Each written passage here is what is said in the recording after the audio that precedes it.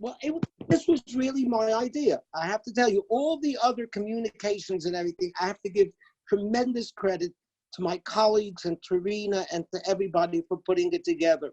But I wanted to have this community meeting right before Pesach. I told Rena and everyone because I wanted to see you. That wasn't quite the case.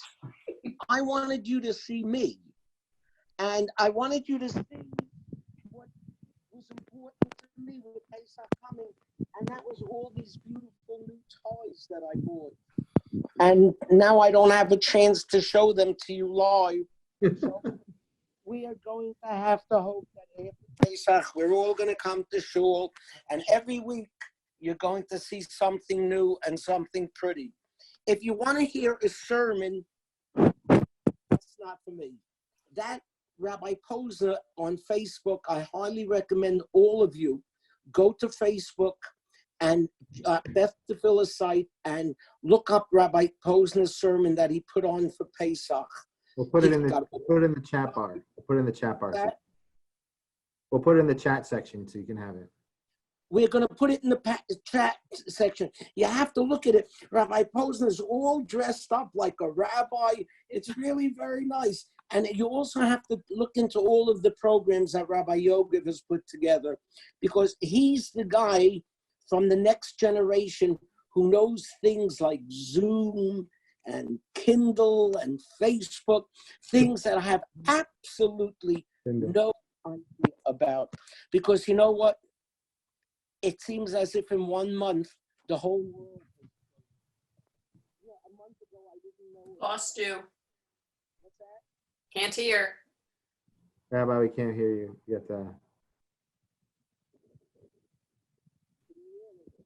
Nope. You're not missing much. Not a word.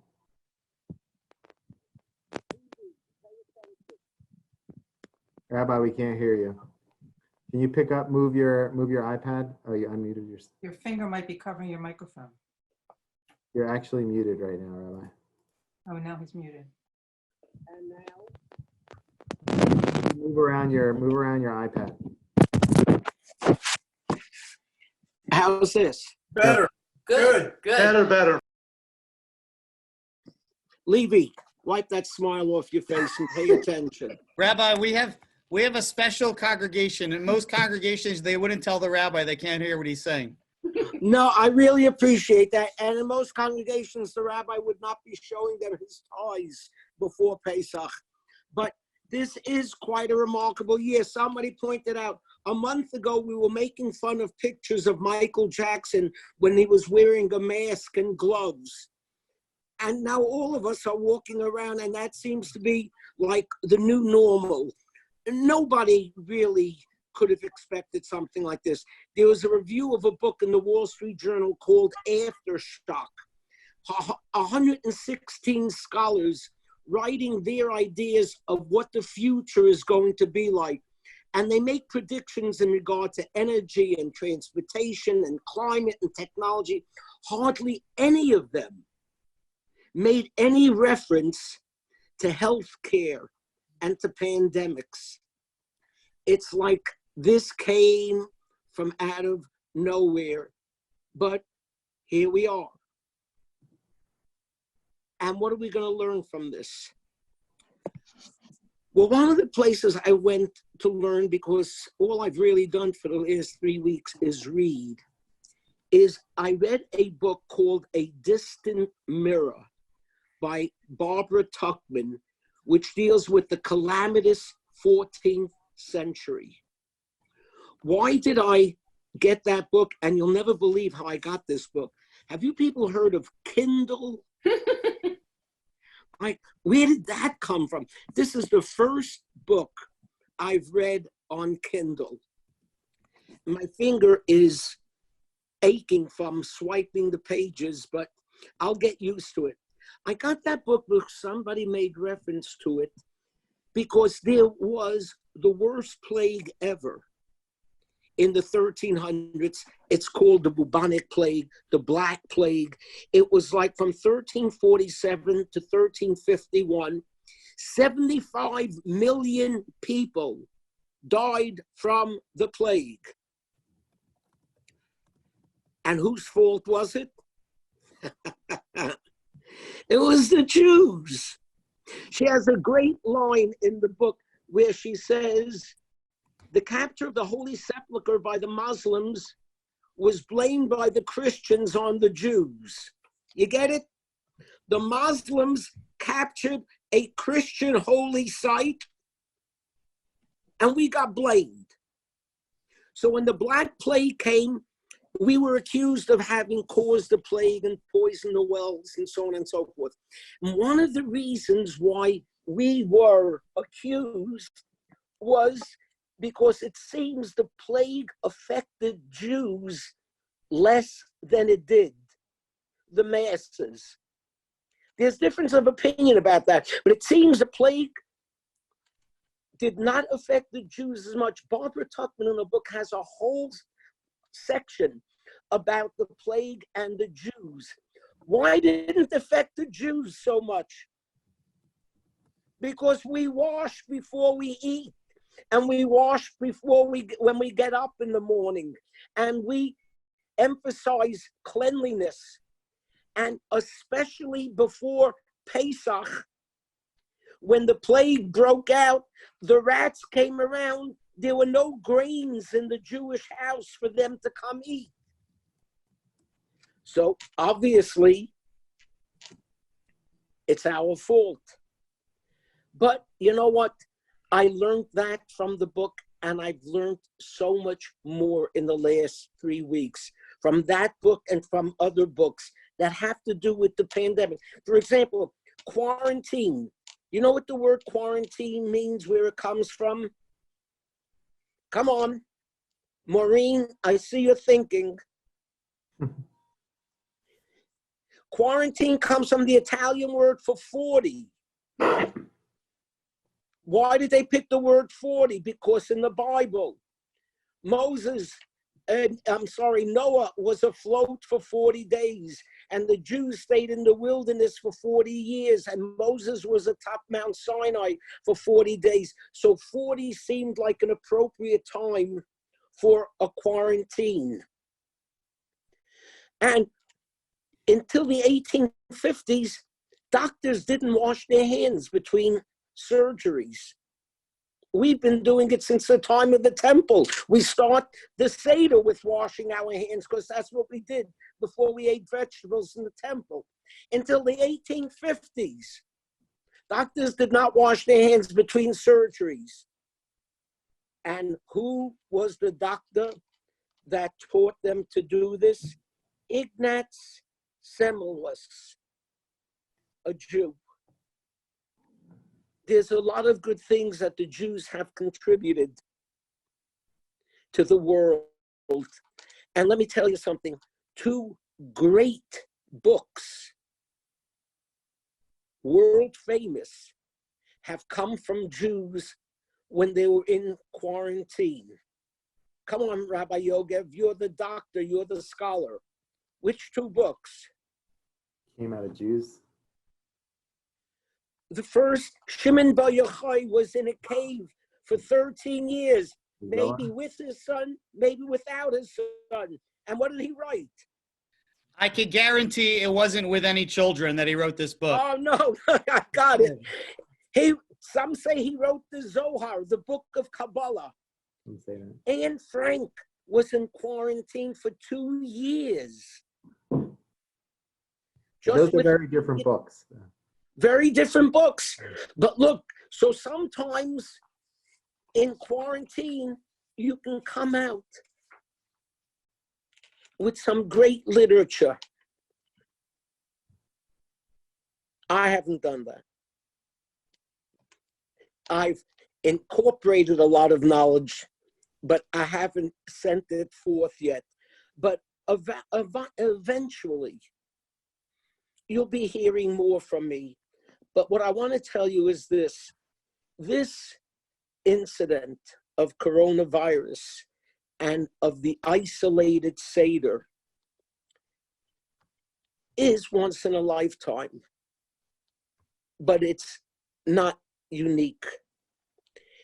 Henry Wadsworth Longfellow once wrote, "Into each life, some rain must fall." No matter how good you have it, there's a Yiddish expression, alles bei einem is nicht da bei keinem. Nobody has it all. We're commanded to be happy on this festival, and we're going to have to work on being happy. But we have to remember, there is no such thing as total happiness. There's always going to be some rain that falls. This year, it fell on our Seder. But I want to tell you, our Haggadah teaches us this lesson, because the Haggadah is a story of sweet and sour. We asked the 4 questions. The first 2 questions are about matzah and maror, our enslavement. The second 2 questions about leaning and about eating hors d'oeuvres, that's about our freedom. So there's the bitter and there's the sweet. We tell in our Haggadah, Matzchil Gnus, we first begin by saying we worship idolatry. And then we tell the good news. There's good and bad. The maror, the bitter. What do we do with the bitter? We dip it into the sweet, into the charoses, to remind us that life has both. You know, one of the reasons for the charoses, Rabbi Akiva said we use apples because the Jews made love under the apple trees. The husbands didn't want to bring children into the world, given that it was an Egyptian slavery. It was the women who enticed them and seduced them. Under the apple tree, they made love, and that perpetuated the Jewish people. So when we have the bitter, we remind ourselves of the sweet. Right now, we're having some of the bitter. We have the social isolation. But remember what happened in Egypt. Eventually, they had social interaction, which led to the survival of the Jewish people. Now we're isolated, but soon we'll be connected again. Yes, Longfellow was right. Into each life some rain must fall. But equally true are the words of the song, the sun will come out tomorrow. Chag Sameach, enjoy your Yontif as much as you can, knowing that next year it's going to be even better. Chag Sameach. Amen. So I'll just share a quick word of Torah. One of the best pieces of Torah I heard this whole year connected to Pesach. I was really happy I came across it. It's in the name of Rav Kook. It talks about the part of the Seder where you separate, you do yachatz, you break the 2 pieces of matzah. The very beginning of the Seder, you take the matzah, you break it in half, you take the small piece, you leave that to make the blessing over it. Take the larger piece and you save it, you hide it till later for the afikomen. So Rav Kook explains something really amazing about this. We eat the afikomen later in the Seder, at the time when we are already redeemed. And the message is that we separate it right now, in the very beginning, at the moment of brokenness. Because at that very moment, we want to remember that the redemption is there, even in the moment of brokenness. I thought that was just an amazing idea, because sometimes when everything's broken, you can't see the way out. People fall into despair and sadness, but the message of the Seder is that there is redemption. There is, throughout our history, there's been redemption amidst brokenness, and that's what we want to remember. And we hide it. Why do we hide it? Because you can't always see it at the time that it's happening. The brokenness is happening. And another important piece, which I thought about, is that we save the larger piece for that afikomen. Sometimes the brokenness can be very tough, but sometimes there's big redemption afterwards. And that's really the message of Passover, that things sometimes look gloomy, bad. There's horrible things that are happening, but throughout all of our history, Amad Aleinu Lachalotenu, things have arose upon us to destroy us. and Hashem has saved us and helped us. And I think it's a really powerful message to think about as we start the Seder and as we end the Seder, as we break in the beginning and as we eat the Afikomen at the end of the Seder. Chag Sameach, everyone. Chag Sameach. Amen. Chag Sameach. Beautiful. So we wanted to share a message. I asked everyone what wishes they have for Pesach for all of you. So here we go. Rachel, you want to get us started? May your four cups, your four children, your four cups be not too whiny. Your charoset be super sweet. May your matzo balls be delicious. May your maror be not too bitter. May you let Eliyahu knock on your door. May you save some wine for Eliyahu. Awesome. Oh, come here. And may your matzah be super crunchy. Chag Sameach, everyone. We've been working on that for 3 weeks now. Whoa, that's Excuse me, the opposite, only for one day. Rabbi Posner, I would have my 2 children say what they're wishing for, but I don't trust them. Thank you. Well, Yair's working his way in that direction. And as Rabbi Yogev referenced, with all of the things that we've gone through, we can always count on HaKadosh Baruch Hu Matzilenu Mi'adam. We're going to give it over to Chazan Olbrecht to share a song with us.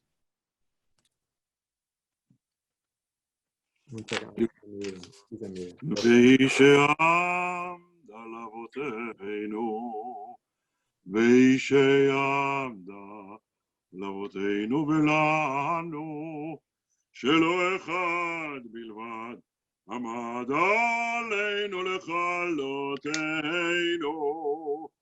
עמד עלינו לכלותנו. Do you want to say something? הקדוש ברוך הוא מצילנו, מצילנו מידם, והקדוש ברוך הוא מצילנו, מצילנו מידם. Have a beautiful Pesach this year, a Pesach, beautiful Pesach, and a kosher one this year. And I wish you all Chag Sameach, and let's get together soon in Yerushalayim, Ir HaKodesh, in the temple, in Beit HaMikdash. Amen. Amen. Amen. Amen. Chazan Olbrecht. Amen. Amen. I don't like when I mute everyone. This sounds like noise. Listen, Can I say one we thing? hope to see Yes? out. Seeing you at Beth Tefillah will be real sweet. Aziz and Pesach, Aziz and Yar, you should all be well. And let's do this again next year in person. Chag Sameach, everyone. Amen. Amen. Until then, a reminder to everyone that tomorrow morning, the Siyum will take place on Zoom. Rabbi Walker will be making a Siyum at 8 a.m. Tomorrow at 6 p.m., Rabbi Yogev will be sharing a mini virtual Seder for those who would like to join from 6 to 6:30. We'll also be getting together all together before the last days as well next Tuesday evening, where we'll have an opportunity to hear Rabbi Warburg's Yizkar sermon, and we'll have a Yizkar. Chazan will do a Kel Malay, so we hope you'll all join that for us. And before we sign off, we're just going to unmute everyone, and everyone can wish everyone a Chag Sameach. Chag Sameach. Chag Chag Sameach. Kasher Sameach. Kasher Sameach, everybody. Sameach.